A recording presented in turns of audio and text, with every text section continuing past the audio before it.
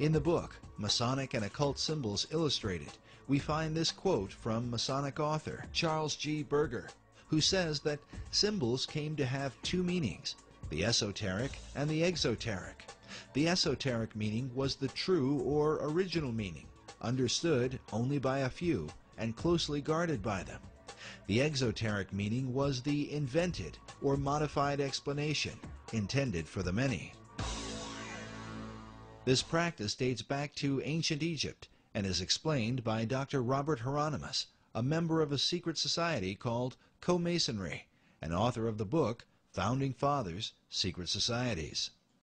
As with all secret societies, you have levels, and if you're on the lower levels, you don't even know they're upper levels. They don't even tell you. You bump into it by accident, or someone comes along. Now, in Scottish Rite, that's something different, you know, because they know that there's a... But before then, and basically secret societies, such as, let's go to ancient Egypt. To the ancient Egyptians, the priest would tell the serfs, the guys that tilled the land, they would say, the sun is God, okay? And so they accepted that very low-level interpretation, all physical. That's not what the priest believed.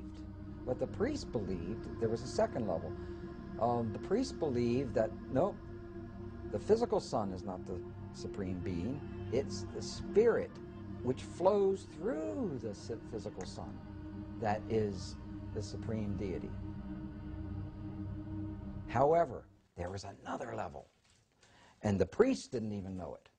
It's those that were involved and elevated to if I would have told you this 15 years ago, I might have gotten shot. But this is now, I'm so glad now that this is easy to talk about. The third level, which is a higher level of understanding, said, nope, it's not, that's not the sun. The sun is not the supreme deity. Nope, yes, spiritual energies come through the sun. That's not what we're talking about. What we're talking about is the star Sirius. The dog star. The dog star, because the dog star was everything to the ancient Egyptians.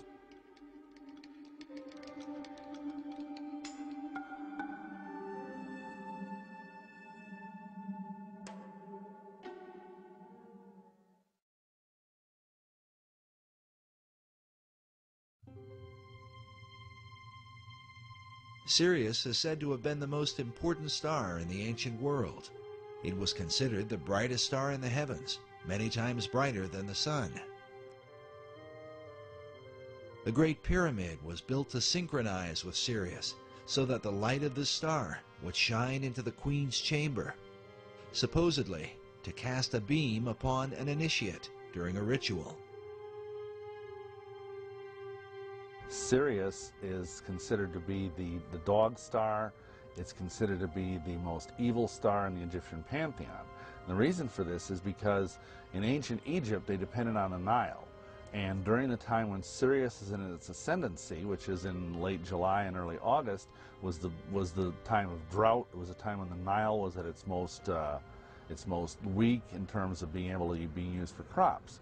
And so the Egyptians thought this was a time of blasted blight, drought, and evil.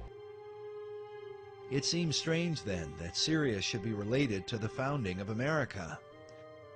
According to Masonic author David Oveson, the Declaration of Independence was signed when the sun was in alignment with Sirius in July of 1776.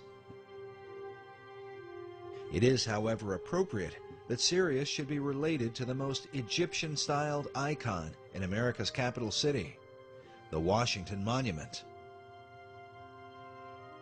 Oveson writes that in 1848, when the cornerstone of the Washington Monument was laid, the sun would have passed over Sirius.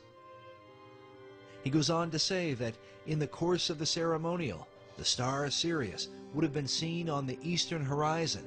It would have been rising over the Capitol building to the east of the monument. The monument itself was originally designed by Freemason architect Robert Mills. Mills was trained by two fellow Masons, James Hoban, who designed the White House, and Benjamin Latrobe, who designed the U.S. Capitol.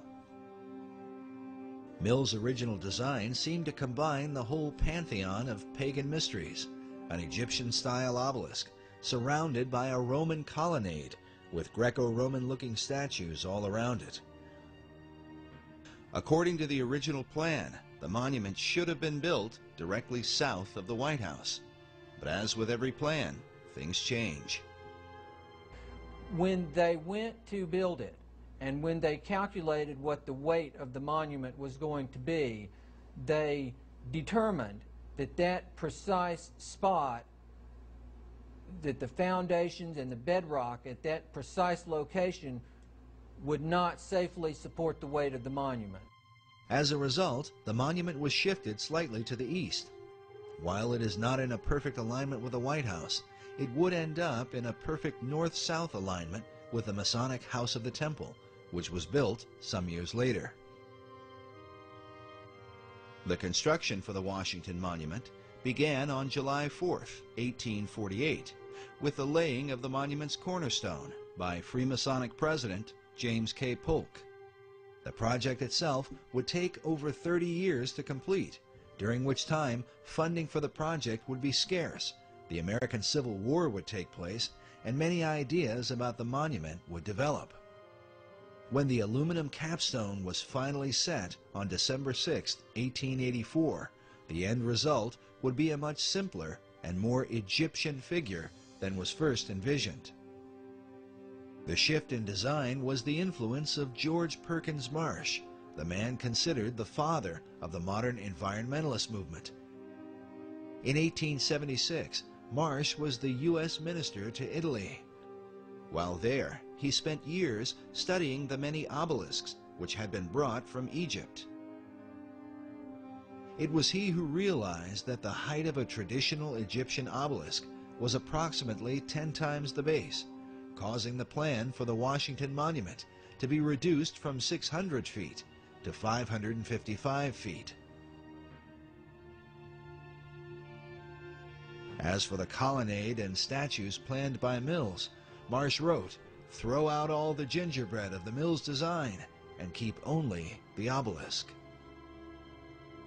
While a true obelisk is fashioned from a single block of stone, the Washington Monument is made up of many stones. The hope of the Washington Monument Society was that the structure would reflect the idea of, out of many, one.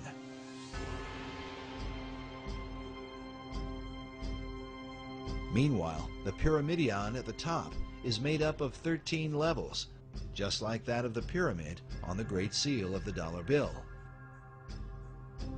But mysteries abound with the monument, not the least of which is the presence of a 12-foot obelisk beneath a manhole just a few hundred feet away from the Washington Monument.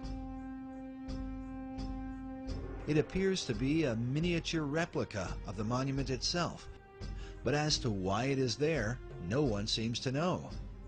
Yet like the pyramid on the US dollar, this obelisk is missing a capstone. Meanwhile, Masonic author David Oveson is convinced that the Freemasons who signed the Declaration of Independence on July 4th and who laid the cornerstone for the Washington Monument on that same date would have been familiar with the rising of the Egyptian dog star Sirius, as it is an important symbol in Freemasonry. Interesting thing about all Freemasonry is symbolism is ultimately very important. They don't put a lodge in the east because it's a nice place and it looks good.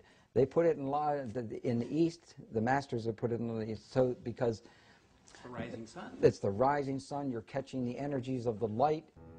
As Dr. Hieronymus revealed earlier, the real light shining in the east for the Egyptians was not merely the sun, but the light of the dog star, Sirius, which some believe holds a more sinister implication. This dog star also has relations to the idea of modern-day ceremonial magic and modern-day masonry. This was especially true for 20th century occultist and Freemason Aleister Crowley, who openly practiced ceremonial magic and was a member of a secret order called the Order of the Silver Star. The Silver Star was a reference to Sirius.